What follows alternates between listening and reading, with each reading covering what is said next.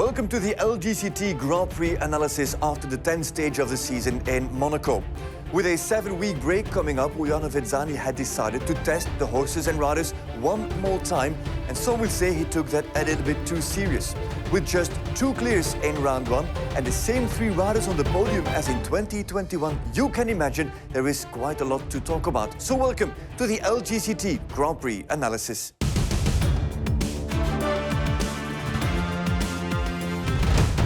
Only 2 clears out of the first round, it's obvious that this was a very difficult and technical Grand Prix. And many different lines stood out for many different reasons. But there is one line that caught nearly all the attention. A line that faltered more than 50%, more than half of the field. Half of the field did not get safe through a double combination. And it's actually Owen McMahon who shows us the best why that was such a difficult line.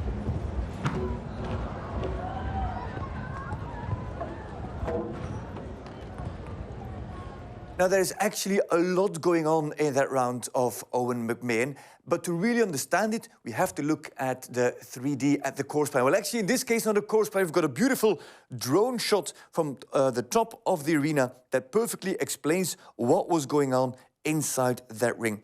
We're actually talking about this line. We're talking about the line from the vertical into this combination. Now, there's a lot of things that you have to keep in mind. First of all, the distance. It walked as center to center as a normal, slightly forward, not too extreme, 5 strides. What are some other difficulties about riding the 5 strides in this line? Well, first of all, this. This is the grandstand, or one of the many grandstands around the ring. And a lot of horses, with the people so close to the edge of the ring, a lot of horses have got the tendency to drift to the inside, something that we saw perfectly in that angle from Owen McMahon. His horse, Chacon, already cut the corner and stayed here on the inside, getting way too close to the first vertical. Then there's another thing.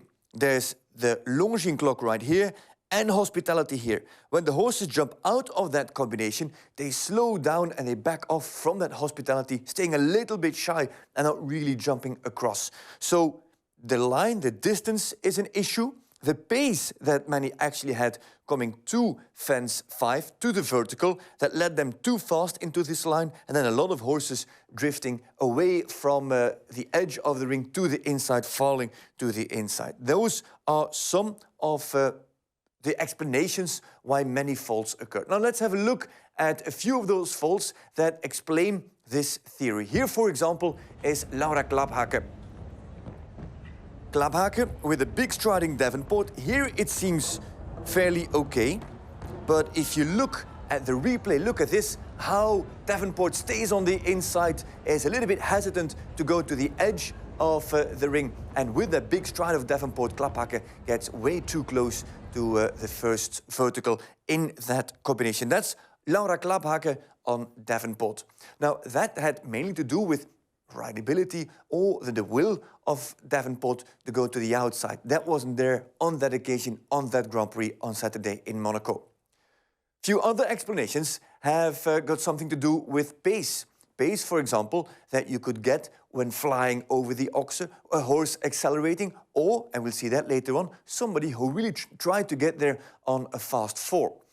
First, let's have a look at Angelica Augustsson Zanotelli on Kalinka.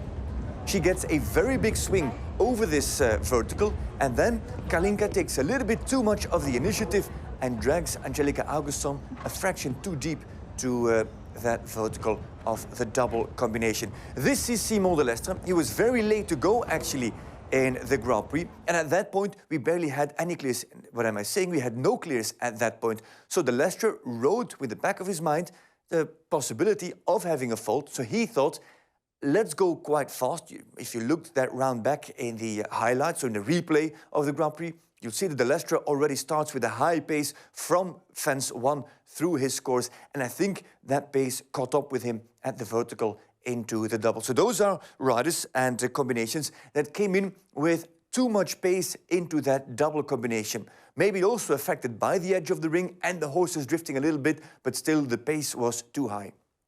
Then again, it's a different situation if we have a look, for example, at Michael G. Duffy, who for the first time rode Klitschko in a 5-star Grand Prix, and he jumped a fantastic round. Not too much pace, good shot into the combination, and just clipping the back rail, and it's a very light fault. So Duffy did everything right there, and Klitschko, in his first ever big test at 5-star Grand Prix level, caught the back rail. This is an interesting line as well. Look at where Malin Bayer-Johnson can take off here. Has got a great shot coming into the combination. With that good shot into the combination, she flies a little bit deeper into the double as well. And it's amazing how small that Elberon 111Z can make that single stride inside that combination. It looked like he backed off from the vertical. By backing off from the vertical, by being so sharp, he flies a little bit deeper into the combination, and then many other horses would go too deep to the Oxer, but not Elberon. He still manages to back off from the Oxer, but with that, he can't find the power or just the last stretch to get across the back rail. A real example of how sometimes very sharp horses can get just small touches on the back rail, and it happens here to Malin Bayer-Johnson and Elberon 111Z. Those were all riders and combinations that went in on 5 strides. But obviously, there's also an opportunity to come in on 6 strides. Have a look here.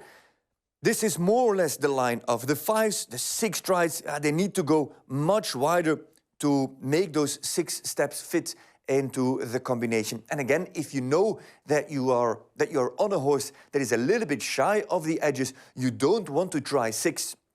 If you would try